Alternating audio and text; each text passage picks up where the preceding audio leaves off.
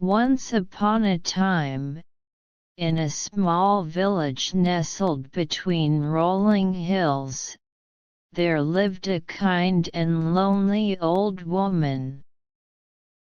She had always yearned for a child of her own, but no matter how much she prayed, her wish remained unfulfilled. One day, as she wandered through the market, she came upon a mysterious seed being sold by an old flower seller. "Plant this seed, dear lady," the flower seller said with a twinkle in his eye. "Something wonderful may happen."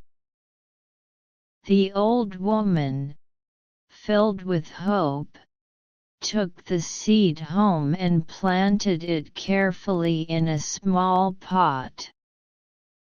She tended to it every day, watering it with care and placing it in the sun. Before long, a beautiful flower began to grow. Its petals were tightly closed, and it looked as though it was holding a secret within. One morning, as the old woman was admiring the flower, it began to bloom. The petals slowly opened, revealing the most enchanting sight she had ever seen. Inside the flower was a tiny girl, no bigger than the old woman's thumb. She was delicate and graceful, with golden hair that shone in the sunlight and eyes as bright as the morning sky. The old woman was overjoyed and named her Thumbelina, for she was no larger than a thumb. Thumbelina became the old woman's cherished daughter, and she was loved dearly. Thumbelina's days were filled with joy as she danced on the old woman's palm and sang songs that filled their small home with happiness. Despite her small size, Thumbelina had a heart full of love and a voice so sweet that even the birds outside would stop to listen.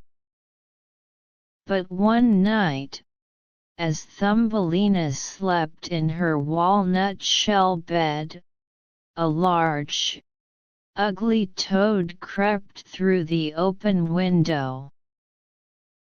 The toad was captivated by Thumbelina's beauty and thought she would make the perfect bride for his son. Without a second thought, he scooped up the sleeping girl, bed and all, and hopped away to his home by the river. When Thumbelina awoke the next morning, she found herself on a large lily pad in the middle of the river. The toad, with his son beside him, croaked, "This is my son, and you will be his bride." Thumbelina was terrified and began to cry, for she did not want to marry the toad and live in the wet, muddy river. She longed to return to the kind old woman and the warmth of her home.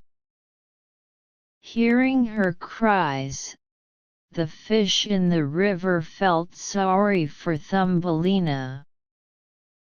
They nibbled away at the stem of the lily pad until it broke free from the river bank, setting Thumbelina adrift.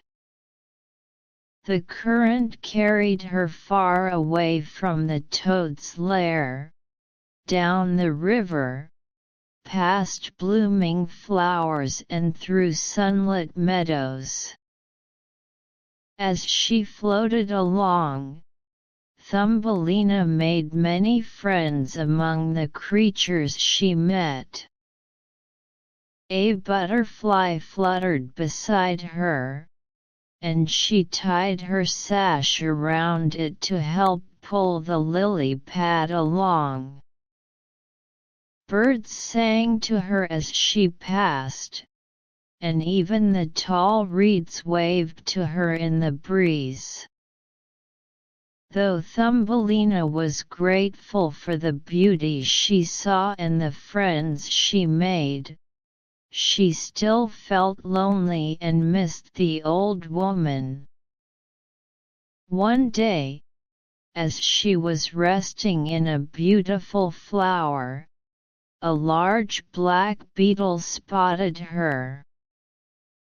The beetle thought Thumbelina was the prettiest creature he had ever seen, so he swooped down and carried her away to his tree.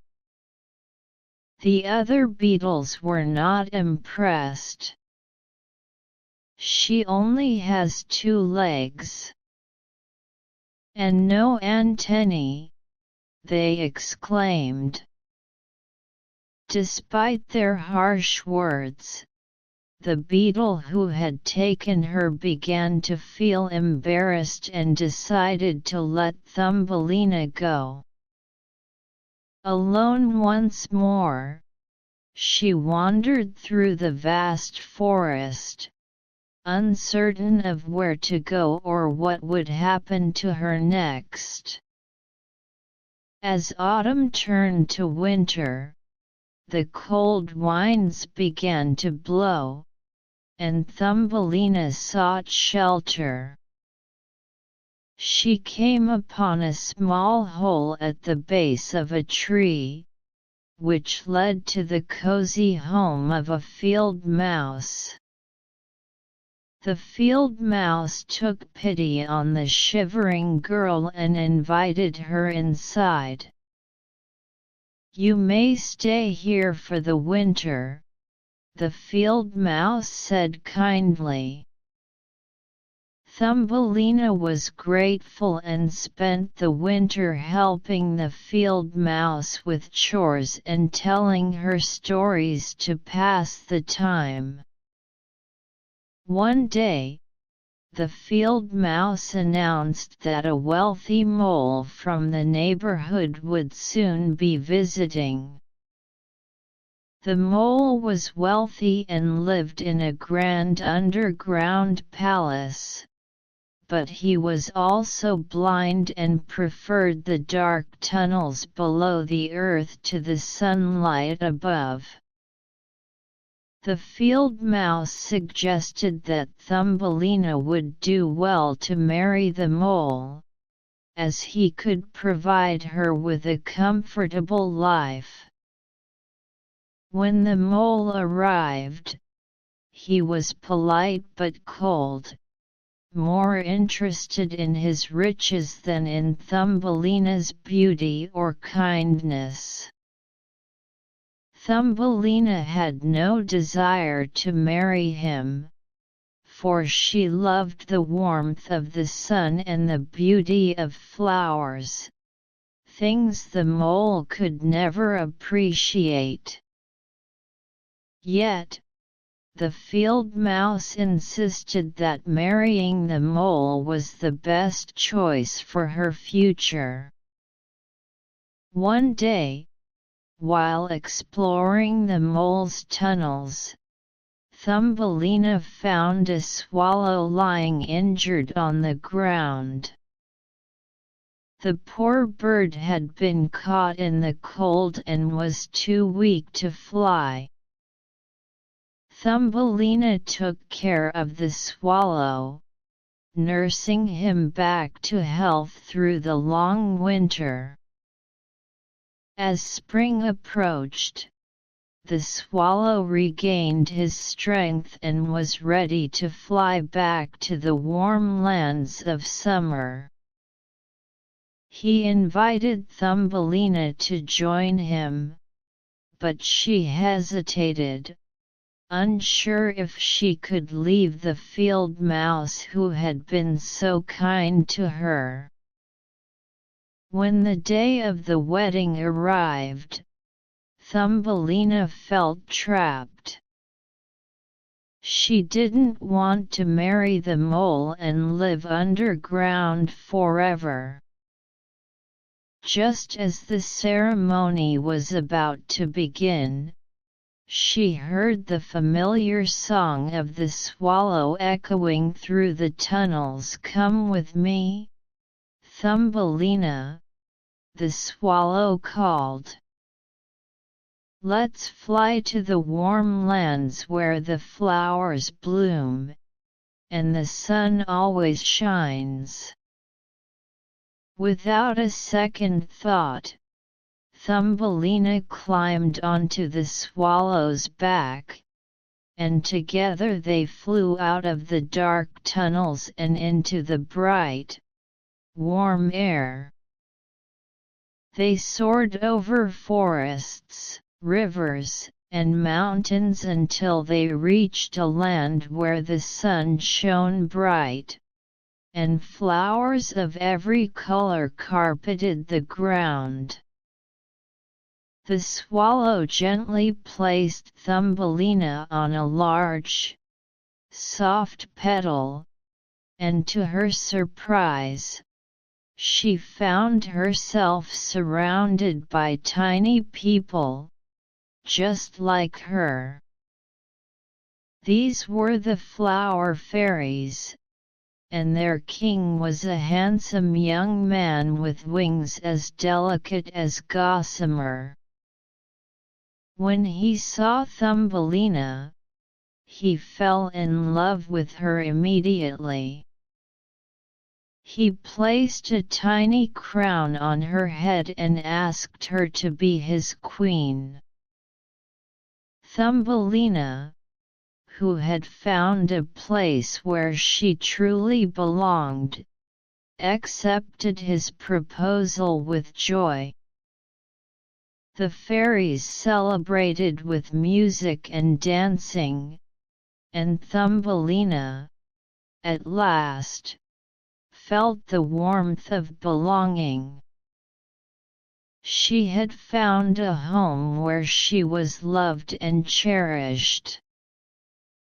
The swallow, who had been her loyal friend, stayed with her through the summer, and Thumbelina never forgot his kindness. And so, Thumbelina lived happily ever after in the land of the flowers, where the sun always shone, and the air was filled with the sweet scent of blossoms. She was finally home, surrounded by those who loved her, in a world where her dreams could bloom just like the flowers that adorned her new kingdom.